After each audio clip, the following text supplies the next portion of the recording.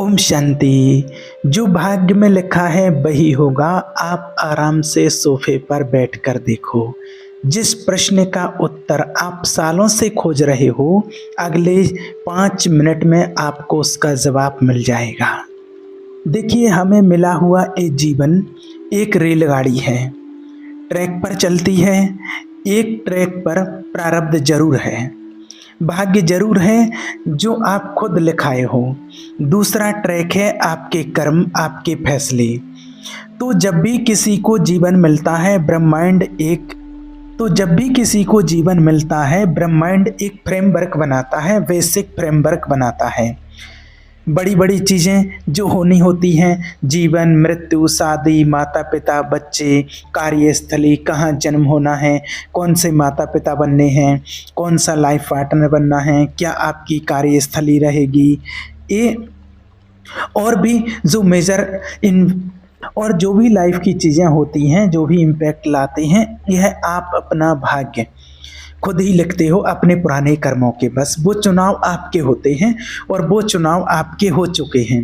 पर एक बात याद रखना कि ये जो ब्रह्मांड है, ये हर इंसान को एक मौका देता है उस फ्रेमवर्क में बदलाव लाने का। ऐसा नहीं है कि जो हमारे साथ हो चुका है, जो हमारे पूर्व जन्म के कर्म हैं, बस उन्हीं के वशीभूत होकर के हम बैठे रहेंगे।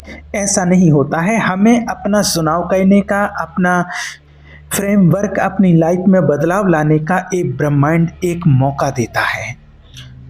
होता क्या है कि जो आपके पूर्व जन्म के कर्म के अनुसार है, उसको तोड़ मड़ोड़ करके आप फेंक नहीं सकते हो, पर बदलाव उसमें आप ला सकते हो। अपने कर्मों से उसको आप बेटर बना सकते हो, क्योंकि इसमें बहुत सारी छोटी छोटी चीज़ें फिक्स नहीं की गई हैं। एक ज़मीन के टुकड़े पर कटीली झाड़ियाँ भरी हुई थी। अब एक इंसान को वहीं रहना था, उसी जगह पर उसे वो ही जगह मिली थी, यहीं रहना है। ऑप्शन नहीं था कोई दूसरा। झाड़ियाँ काटने का कोई उसमें दम नहीं था, इसने इतने कांटे थे उन झाड़ियों में। तो अब जो खाली जगह थी, तो उस व्यक्ति ने बीच बीच में फूलों की क्यारियाँ बना दी, सुंदर महकते फूलों की क्यारियाँ बना दी। एक छोटा सा जल स्रोत बना दिया पानी के लिए, और घूम घूम करके कांटों के बीच बीच में से पतली सी राह बना दी कि कांटे कम से कम चुभें, जब वो इधर से उधर घूम पाए। और जहाँ थोड़ी बहुत जगह थी, कहीं कहीं खाली जगह थी, वहाँ पर उसने पेड़ लगा दिए। अब कुछ सालों के बाद वो झाड़ियाँ कांटों से ढक गईं और वो कांटों वाली जमीन बड़ी ही सुंदर प्रतीत होने लगी। वो कांटे सुंदर पेड़ों से, जल के स्रोत से, फूलों की खुशबू से ढक गए। बस यही है हर इंसान का जीवन। इस बात को आप अच्छे से समझना। कुछ आपको मिला है पहले से और कुछ आपको बदलना है ना। राह बनानी है मुश्किलों में से। हम सब मुश्किलें लिखवा करके आए हैं, दुख लिखवा करके आए हैं और गम लिखवा करके आए हैं, तभी यहाँ पर जन्म हुआ है।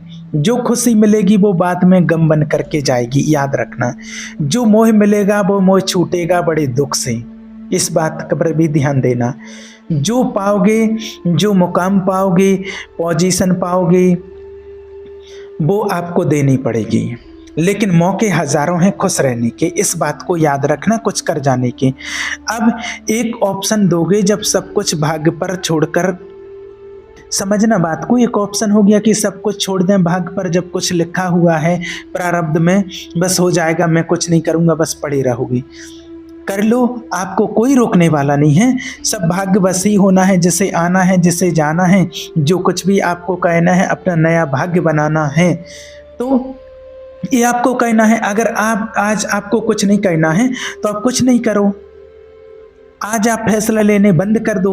जो होगा वो देखा जाएगा, जो होगा भोग लेंगे। तो सोचिए आपकी हालत कैसी हो जाएगी। अगर जो इंसान कहता है उसको अगर कहीं पहुंचना है, कहीं जाना है, उसको रास्ता नहीं पता, मैं तो बस सीधे हाथ पर मुड़ता रहूँगा, जहाँ राय दिखती रहेगी सीधे हाथ पर मुड़ता रहेगा, चलते रहेगा, तो वो सिर्फ एक चक्र में घूम रहा होता है, एक सर्कल में घूम रहा होता है, घूमता रहता है, पहुंचता कहीं नहीं है। सही राय का चुनाव आपको कहना है। बुद्धि एक कहती है कि एक समझदारी का एक प्रयोग करो। आपको सही गलत बताया गया है इस दुनिया में, हालांकि ये वाइस्ड है, फिर भी वॉइसेस से ऊपर भी कुछ वैल्यू सिस्टम होते हैं, सही गलत होता है, उसको दिमाग में रख के सही कर्म करने की आइडिया को दिमाग में रख के फैसले लो, भविष्य को दिमाग में रख के चुनाव करो।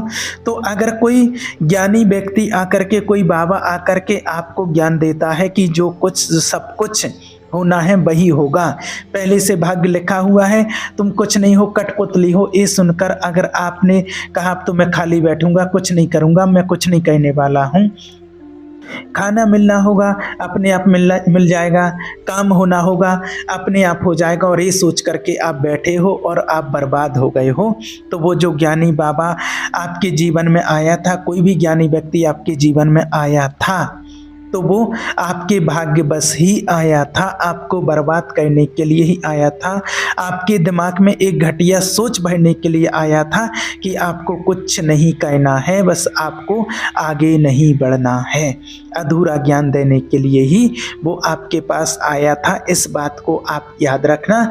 आप चाहते तो उसकी बातों को ना सुन करके आगे बढ़ सकते थे। जिसका भाग्य आगे बढ़ना होता है तो वो उनकी बातों पर ध्यान नहीं देता है और वो आगे बढ़ जाता है।